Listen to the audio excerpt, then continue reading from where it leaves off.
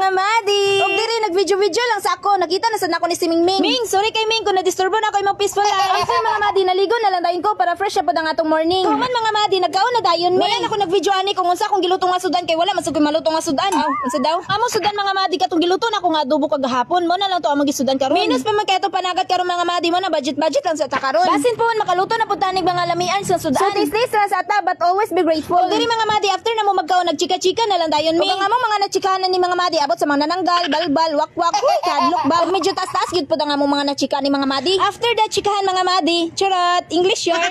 Bitaw nanilig na lang jud ko ani mga madi kay mo gyud ni atong daily routine kada buntag. Perhaps say ang atong palibot ba og dapat always lang gyud ta positive sa atong hunahuna mga madi no. Ang dapat be grateful lang gyud ta sa tanan butang. Pag may manumad ako mga madi dapat mapasalamaton ta para daghan pa blessing ang moabot sa tuwa. After na ko paniligan ni mga madi nagpahuli lang sa ko kajot. Then nag-warm up na sa kuan ni kunuhay. Kasi kita pud kani ako likod.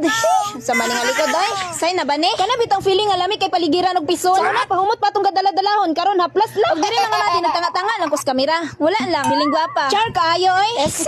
May nilalaman pang ganyan. Og after na ko ana mga madi wala pa jud ko na kontento. Gikuha na jud ako ang kamera kay murag dili man maklaro kung ka-cute. Pero feeling na ko mga madi cute man ko. Aw sakto di ay feeling ready to nako. After ako pakita ni mga madi kanina pud ang isang napakute. Mga feeling. Thank you Lord God sa blessing. Diri na lang taman mga madi and baddies. Bye.